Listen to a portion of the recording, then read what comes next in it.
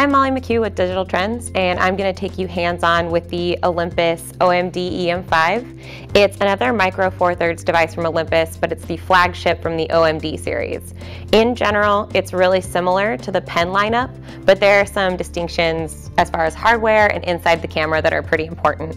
Overall, it's a really nice combination of all the things Olympus has been doing right with micro four thirds, but there are some important eccentricities to this camera, so we're going to look at them more in depth.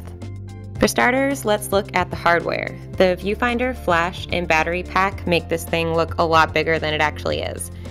In reality, it's not much bigger or heavier than the EP3, which has been at the top of the micro four thirds segment for a while.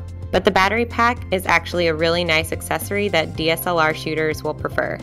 It offers a more distinct grip, a little more heft, and obviously extends battery life. I almost wish the side grip the battery pack adds to the chassis were larger for one-hand carrying and use, but it's a great feature nonetheless.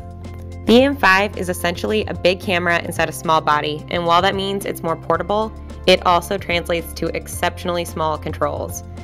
Manufacturers focusing on the next-gen or third-generation camera segment, which generally means micro four thirds, mirrorless, interchangeable lens cameras, want to make highly capable cameras in small, retro, sleek bodies.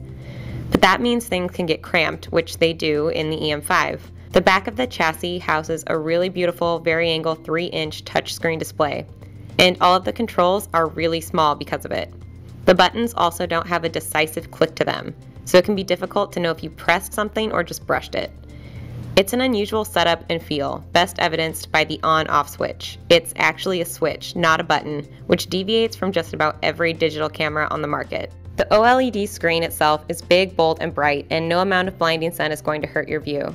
The touchscreen is incredibly responsive as well, and you can use it for focusing and shooting, among other things. The E-M5's big new feature is the electronic viewfinder. It's something manufacturers are experimenting with more, but really hasn't hit the micro four thirds market much. This isn't to be confused with hybrid viewfinders that incorporate an optical viewfinder, but there are still some obvious benefits. It has a relatively high resolution and gives you a 100% view of what the sensor will capture, and also has a quick refresh rate. The viewfinder mechanism is sensor-based, so the camera can automatically switch from displayed to EVF depending on where you're looking. You don't have to use a button to toggle between the two.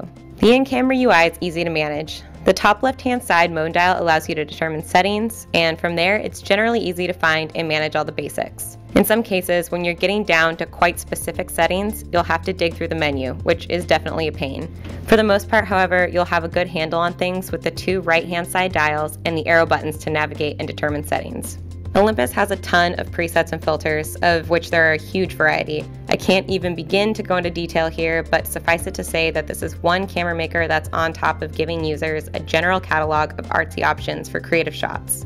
On to image quality. As you'd imagine, the camera's 16 megapixel sensor and its new TruePic processor are top-notch. This combined with its new 5-axis image stabilization system make for an incredible shooting experience. You can really push ISO and resolution will hold up well. Without going on and on about image quality and overall performance, I can best sum it up by saying no, it's not on par with APS-C sensor cameras, and yes, it's better than the majority of micro four thirds cameras out there. The E-M5 boasts top-tier, arguably one of the best micro four thirds capture quality. For a more thorough look at the Olympus O-MD E-M5, be sure to check out the full review.